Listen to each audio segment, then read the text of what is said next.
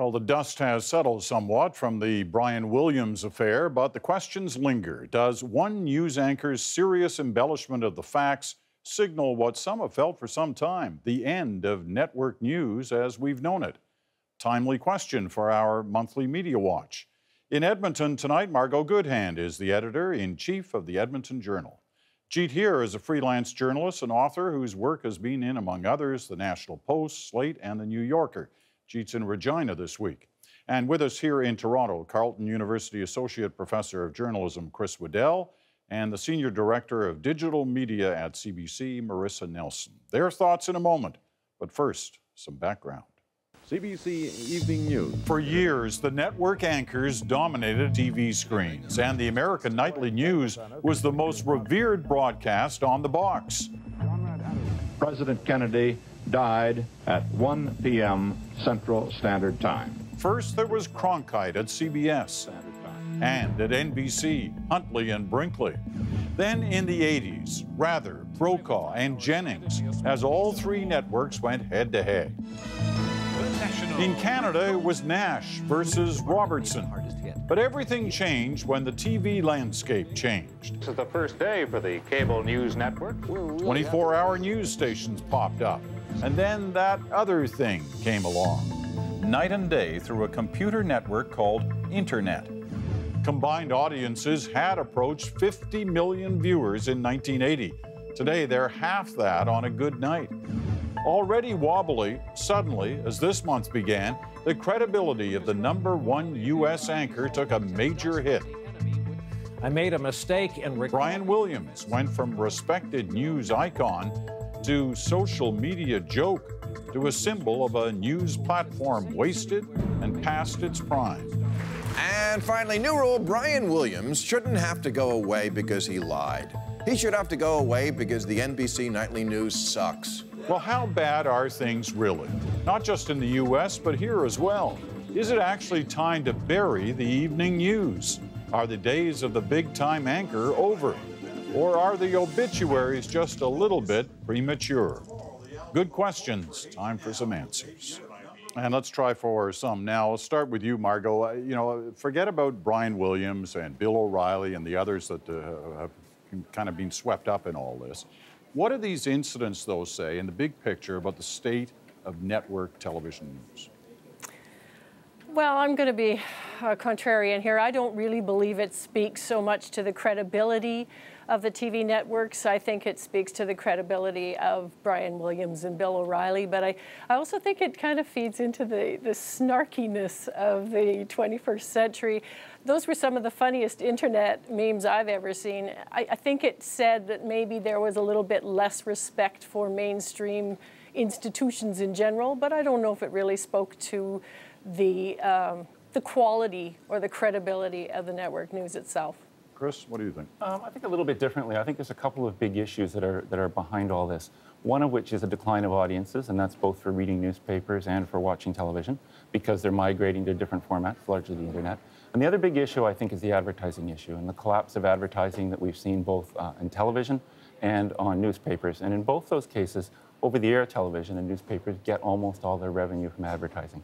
As advertising has either left or gone to the internet, that means there's less money. That means there's less money for reporters. And that also means that news organizations start to look more at what can we do to actually generate audiences to get advertising revenue. And that then leads them down a path that we've seen in newspapers of what gets called branded content, which is basically advertising written by advertising copy put in a newspaper. And we see newscasts chasing things that they think will draw an audience, which aren't necessarily the same as we'll get.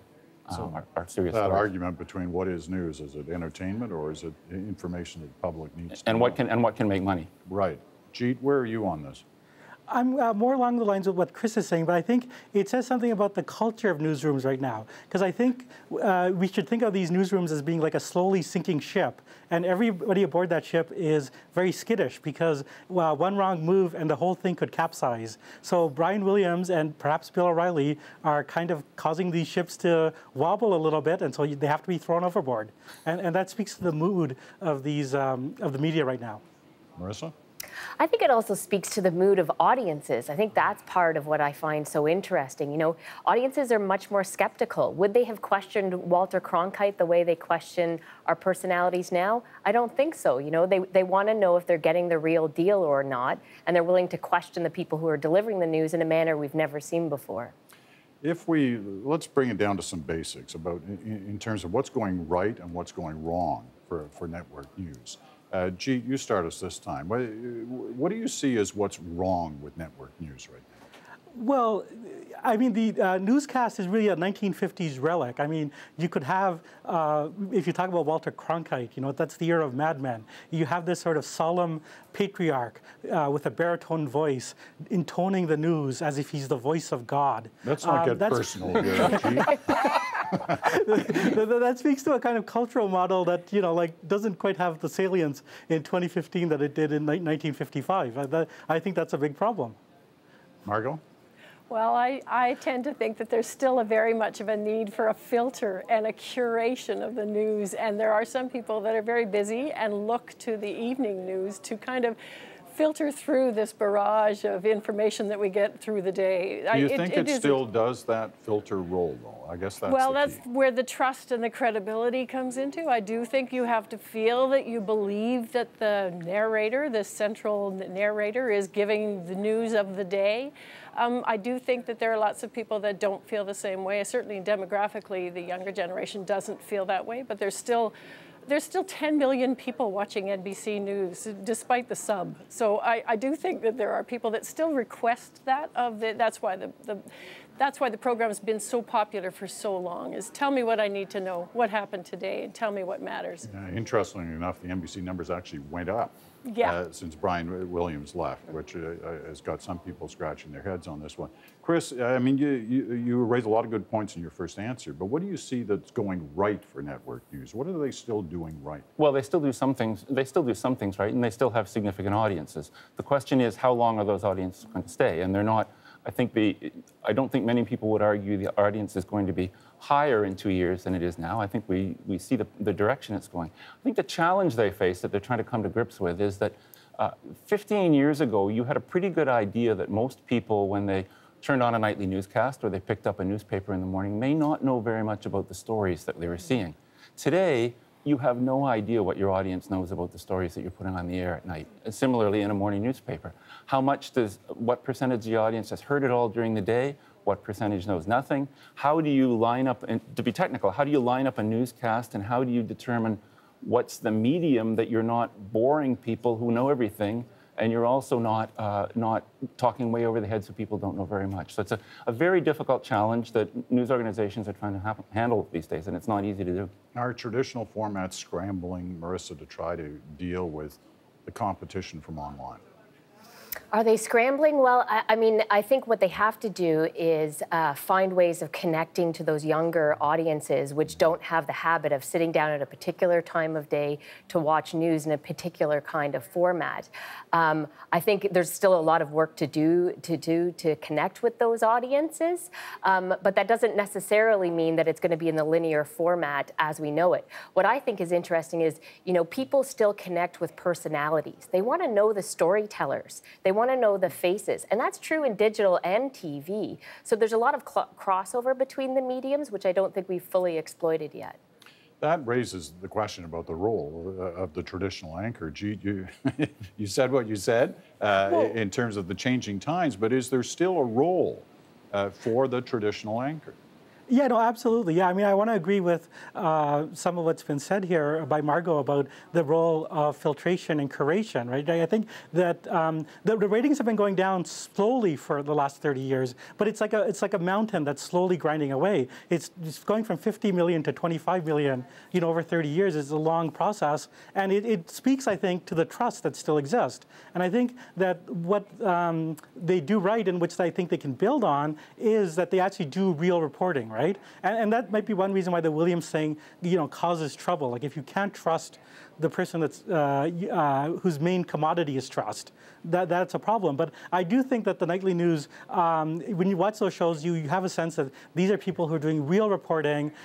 They're trying to make choices about what is important, which is very hard, which is not something you get from the internet. Margot, tell me your answer to the question I asked Marissa about the impact of online on the daily decision-making within a traditional news organization. Obviously, we feel it here, but in your print world, tell me about it. Yeah, well, for print, it's really kind of pushed us to, we've got 4 platforms, right? So we've got a number of platforms, digital platforms. But when it comes to the print product, putting it out the next morning, we need to put context, we need to have commentary, we need to have a, why does this matter? That's just critical for us. It's not, this happened yesterday, but this happened yesterday and why it happened and how it's going to affect you tomorrow. So we're always pushing forward in print. But I think what's interesting is how it's speeded up the news cycle so much that, you know, we're reacting to a tweet of somebody who's responding to somebody else's tweet, and then we're right, you know, it just changes the whole. It looked like a tea party in the 30s and 40s where they could sit back and put a paper out and then ruminate for a day, but that's changed. The internet's changed everything. Chris, you talked about being, you know, the danger for the traditional formats, especially the nightly news, of talking above those who haven't been plugged in all day. And then there is still a considerable number of those. Absolutely, yeah, and that's a real challenge. How do you strike the right tone, provide the right background, do all the sorts of things so that people will understand in a minute 30 or a minute or 2 minutes a story that's very complicated and complex. I think, though, that what we're seeing is we're seeing it in lots of other areas as well, and sports is really the only place where it isn't happening at the moment, is that what gets called appointment television, where you come to the screen at a certain time to watch something, is dying and fading away. Young people don't do that very much anymore. They don't have cable subscriptions in most cases. They watch stuff when they want. And I think that creates a problem for the newscast. And tied to that as well, maybe it's a personal generation or whatever. We want to see what we're interested in, and we don't want to see what we're not interested in. So I think we're moving towards an era where the anchor presenting information in a predetermined format is not going to be the way people are going to want to watch news. They'll want to select it from a menu on a screen, choose the stories they want, and not choose the stories they don't want. Anchors still have a big role to play, though, in other types of news programming that's not a newscast. Okay, let me keep it on the newscast area for a quick question here before we cut to break. The word that has come up perhaps more than anything throughout this discussion is the trust factor. And one wonders where that is in terms of the public and the traditional news format. Is the trust factor still high, Marissa? I don't think it's about the format. I think it's about the individual brands. So people are going to choose who they go to get their news based on, do I trust that brand? Now, what makes the brand? For sure, anchors are part of the brand. But even if you think about a Facebook feed and you see 6 of the same stories in your Facebook feed from 6 different news organizations, the one you're actually going to engage with is the brand that you trust. So I think credibility for traditional news organizations is very, very important, perhaps more so now than ever before. Jeet, on that question? Yeah, absolutely. The media, what is the main thing that a news organization is selling? The main thing it's selling is its credibility. And in some ways, I think that's become more important, not less, because there's so much that's out there that's fake news, that's like not real. Now, unfortunately, the trust factor, it goes well beyond the news. I think there's an ideological component that, like the old Walter Cronkite era, belonged to a period where there was a centrist consensus across North America. But if you get an ideologically polarized society and a class polarized society, there's fewer voices that everybody trusts. So I think that extends well beyond the news. Fascinating point. Got to take this break. We'll pick it up perhaps on that point when we come back. Time for that quick break. But when we come back, we'll also be asking this question. Will the network nightly news still exist in 5 years' time?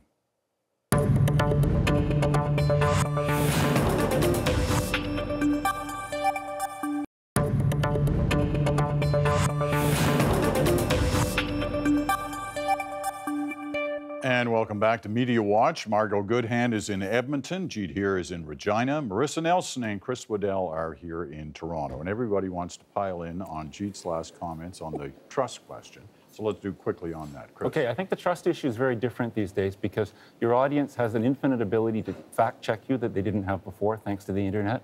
And they have an infinite ability to then spread the information around as to what they think of the quality of your work through social media. And the media's problem in all that is news organizations are very reluctant to admit they make mistakes. You mean we're defensive? What are you talking about? Margot.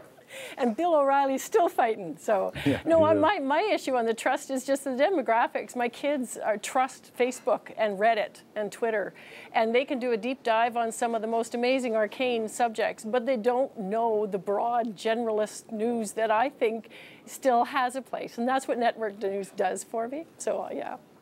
Marissa.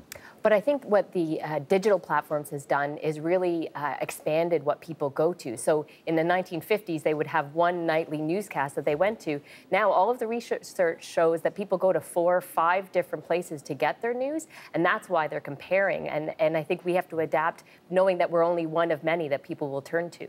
You know, and we've mentioned Cronkite's name, I don't know how many times here, but Cronkite used to say the nightly news is just the headlines. That's all that's there. If you want to know more, you want to understand the issues, you got to go beyond that. And now we have the vehicle to do that. All right, Jeet, start us off on the final question here. Where will nightly news be in 5 years? Will it still exist?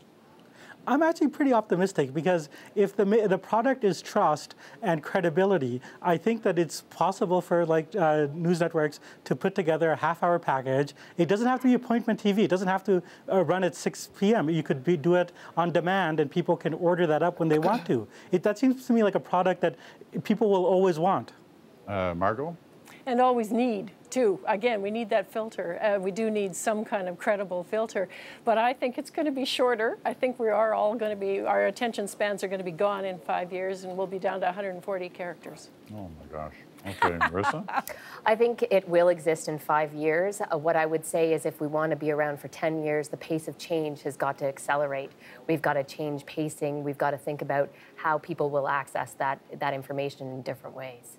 Chris, you get the last word. I think it may exist. I think it's likely will exist. It will likely be less significant than it is today. I think one thing that news organizations need to consider is whether they can still be a broad newscast that pretends to provide people with news about everything, or if news organizations are going to have to narrow their focus and essentially say, if you're interested about these issues, come and watch us or come and read us, but there's things we don't care about and you're never going to see on our programs. All right. On that, we'll leave it. Thanks, Chris Waddell, Marissa Nelson, Jeet here in Regina, Margot Goodhandy in Edmonton. And thank you as well. Your thoughts on all this are always welcome. You can reach us at cbcnews.ca/thenational.